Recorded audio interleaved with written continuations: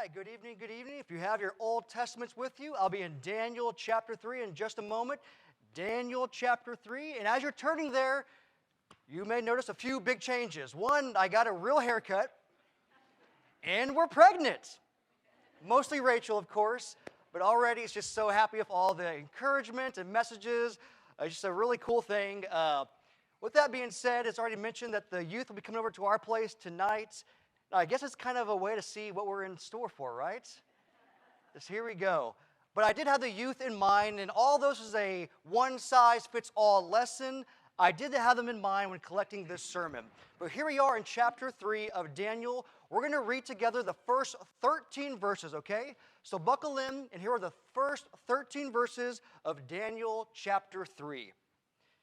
It says, Nebuchadnezzar the king made an image of gold, whose height was 60 cubits, and its width 6 cubits. He set it up in the plain of Dura in the province of Babylon.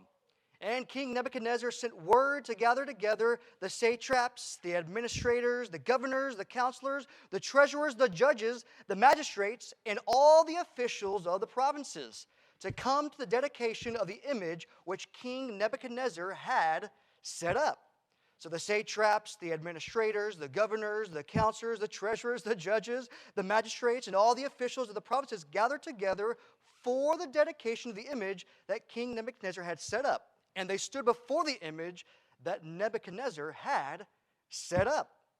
Then a herald cried aloud to you, It is commanded, O peoples, nations, and languages, that the time you hear the sound of the horn, the flute, the harp, the lyre, the psaltery, and symphony, with all kinds of music, you shall fall down and worship the gold image that King Nebuchadnezzar had set up.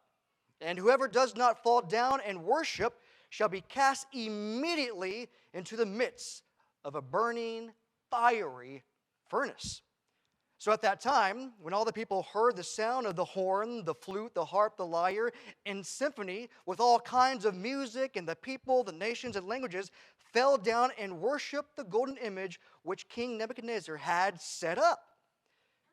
Therefore at that time, certain Chaldeans came forward and accused the Jews. They spoke and said to King Nebuchadnezzar, O king, live forever. You, O king, have made a decree that everyone, again, who hears the sound of the horn, the flute, the harp, the lyre, and psaltery, and symphony, with all kinds of music, they shall fall down and worship the gold image. And whoever does not fall down and worship shall be cast into the midst of a burning, fiery furnace. There are certain Jews whom you have set over the affairs of the province of Babylon, Shadrach, Meshach, and Abednego. These regard to you, they do not serve your gods or worship the golden image which you have set up. Then Nebuchadnezzar, in rage and fury, gave the command to bring Shadrach, Meshach, and Abednego. So they brought these men before the king. So here we are, right? King Nebuchadnezzar builds this huge, ginormous golden statue, one that was, about 90 feet high and about 9 feet wide. That's essentially a quarter the size of a football field, or like 20 Jenny Harrisons, or like 13 J.J. Bucheks, stacked on one top of each other. And so he issues this decree, right, that everyone, I set up this image, and everyone, when we get here to worship, and the music and the symphony's going, you're going to bow down, and you're going to worship the golden image, or what? Be thrown into the fiery furnace, and you don't want that, so you better bow, right? But here comes these young people of faith, right? Shadrach, Meshach, and Abednego, they show, I believe, the kind of faith to survive such a fiery circumstance. So here's the first one. No PowerPoint, so you got to listen very carefully. First one. Have a faith that is your own. I like that, right? Have a faith that is your own. Look at verse 17 in the same chapter. It says, if that is the case, them speaking, right? Shadrach, Meshach, and Abednego. Verse 17, if that is the case, look at this. Look at these pronouns. Our God, whom we serve, is able to deliver us from the burning fiery furnace, and he will deliver us from your hand, O king. Did you see that? Our God, whom we serve, is able to deliver us. Verse 17. This is what's kind of unique about this. Shadrach, Meshach, and Abednego, they're descendants of Abraham, right? This father, this patriarch of faith that we have. They are descendants of Abraham. They're born into a nation that God is going to use to carry out his special purposes. But here's the difference a little bit. They're not resting on the faith of their fathers, right? They're not resting on the faith of their fathers. They had a faith that was personal. They owned it. They lived it. They believed it. That's part of it. As you're kind of owning your faith, you're kind of personally taking responsibility of your faith. We have some excellent Bible class teachers here and really all around. I think we understand it's okay and it's right to learn the gospel, the scriptures from our parents. That's just natural and organic, right? We're going to learn these things from our teachers and possibly other people. But there comes a time for everyone. That's all of us, right? There comes a time for everyone where we must stand on our own feet in what we believe. Stay here in Daniel 3, but listen to the words of Paul from 2 Timothy chapter 1 and verse 12. Listen to this. Paul says, I know whom I have believed. Again, I know whom I have believed, and am persuaded that he's able to guard what I have entrusted to him until that day. You see that ownership? All the things that Paul's going through as a Jew, then this convert, right? Saul Paul. He's saying, I believe, I entrusted. There's ownership as he's making this his personal faith. And this is going to help. Because when you're in the midst of the trial or the circumstance or maybe even the lull of life, having this personal faith that belongs to you will enable you to stand for the Lord in the hour of trial because you believe it with all your heart. And so these young men right here, they would not have been able to withstand the fiery trial unless they were fully convinced in their own minds. Have a faith that is your own. Number 2, have a faith, I like this one, have a faith that is with you wherever you go, right? Think about this. Mitch read for us just earlier in chapter 1, they're essentially pulling the best of the best, right? The best looking, the wisest, the smartest, whatever it is, whatever you're good at, if you're the best of this nation, we're getting you, then we're going to acclimate you to our culture, then maybe you can go back and teach the other Jews or your nation, right? We want the best of the best. That's it. And it's this foreign nation who's doing that. That's Satan, right? Satan's saying, I want the best Christians, the best Bible students, those who are on fire, the prayer warriors. I want the best of the best. That's what Satan's doing. That's what's happening there in chapter 1. And so here they are in this foreign nation, in this foreign land, captives. This is it. They're far away from home, right? They're far away from home and really from the authority of their parents and religious leaders. And now they're surrounded. And now they're surrounded by people who don't fear the true God. It says in verse 7, did you catch that? It says, men of every language of chapter 3, verse 7. Men of every language fell down and worshiped the golden image that Nebuchadnezzar the king had set up. And even though they're far away from home, far away from their parents, far away from family or the religious leaders, they remembered. They dig back to Bible class that there was a command that we can't have any other images before us. We're not idolaters. I remember that. I was taught that, and I believe that. And so they're already setting up pretty well that they're not going to obey the law no matter what land they're in. Now let me ask you, how might these three, again, young, how might these three young people have justified bowing down to the image? Just this one time, right? Just this one time. What would he have said? Maybe just like, well, obviously everyone else is doing it. Probably the easiest answer, right? Or you know what? Hey, if you don't tell anyone, I won't tell anyone either, okay? You don't tell, I won't tell. Or who's really going to know? After all, these are foreign people. We're in a foreign nation. I mean, just kind of us here.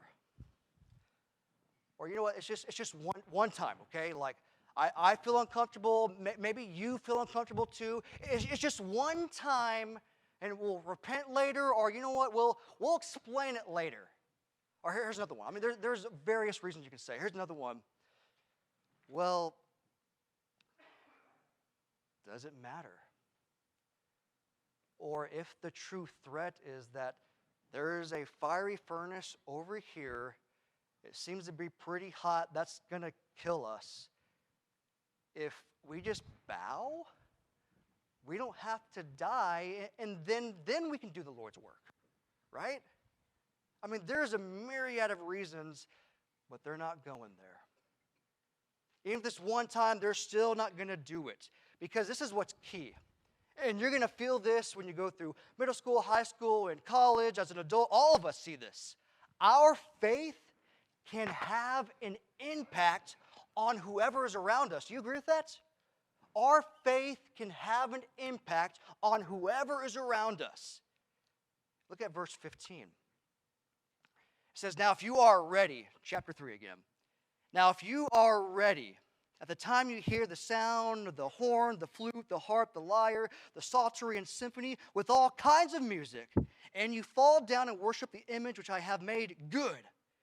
But if you do not worship, you shall be cast immediately into the midst of a burning fiery furnace, and who is the God who will deliver you from my hands? You remember that scripture right there? Is there really someone out there who can save you? Now, I admit, I may kind of appreciate the boldness or the stance you're taking, but come on. Fiery furnace, who's going to save you from that?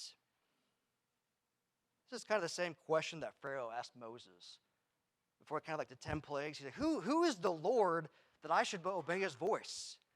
I want to say that's dangerous. Dangerous to think that way. But because of the faith of these three young captives, Nebuchadnezzar was able to recognize that there's no other God besides that one. Look at verse 29. Same chapter, verse 29 now. It says, therefore I make a decree that any people, nation, or language which speaks anything amiss against the God of Shadrach, Meshach, and Abednego shall be cut into pieces. What a change of heart, right? And their houses should be made as ash heap. Look at this. This is the verse I want to get to, right? Or the part of the verse I want to get to. Because there is no other God who can deliver like this. That's powerful.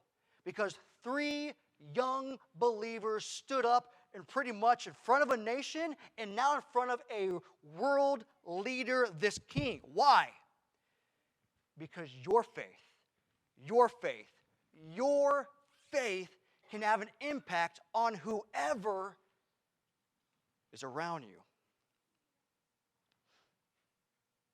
So think for just a moment. Who are some people that you are connected to, that you may have an influence by taking your faith with you. Again, that's all of us. Who are you connected to? When you leave this building and here comes Monday morning, Monday afternoon, not my circle, not their circle, but your circle, who are you connected to where your faith can have an impact wherever you go? Here's the last one. Have a faith that is unconditional. This is the hard part. Sometimes, and I've been through this too, we have this faith that we take with us that sometimes borderlines a convenience for us. When it's comfortable, it's easy to be the saint and the disciple right in here, right? I'm here for Bible class. I'm here for the Sunday night lesson. It's easy. Here comes Monday, and some people are kind of doing, saying, watch, maybe something that, borderline, or probably maybe we shouldn't. You're like, just one time maybe, or it doesn't really matter. We kind of have this faith sometimes that's convenient for us. Not these three young souls right here, right? Unconditional faith is not praying, all right, Lord, if you get me out of this, then I'll do better. Or Lord, I've been working through this and working through this. If you just kind of let this happen or this go away, then I'll attend church more.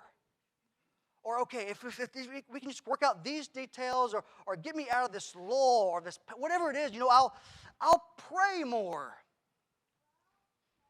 That's not unconditional faith.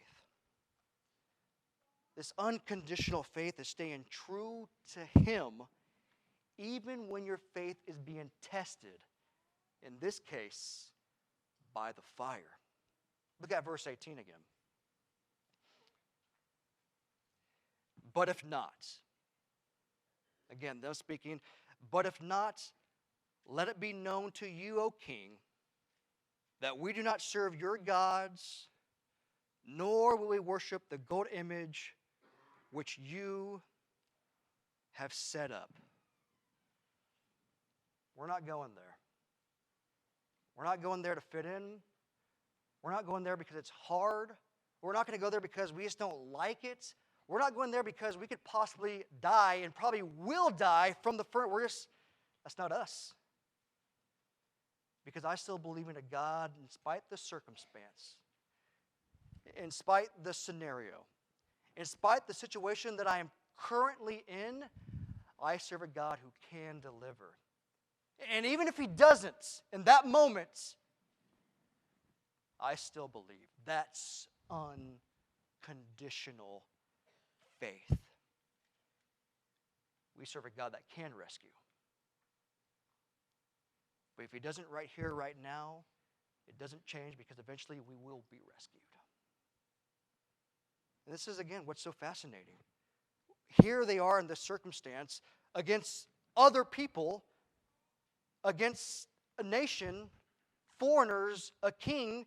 And again, they don't have this specific promise of protection like Joshua did when he was given to lead the Israelites into the land, because you know what? Be strong, courageous. I'm going to be with you, Joshua. They don't get that.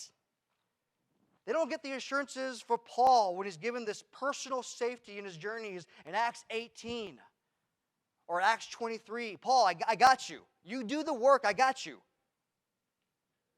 They don't have the confirmation from Jesus to the apostles when He said to the 11, surely I will be with you always, even to the very end of the age. Great Commission, right? Matthew 28. They don't get that.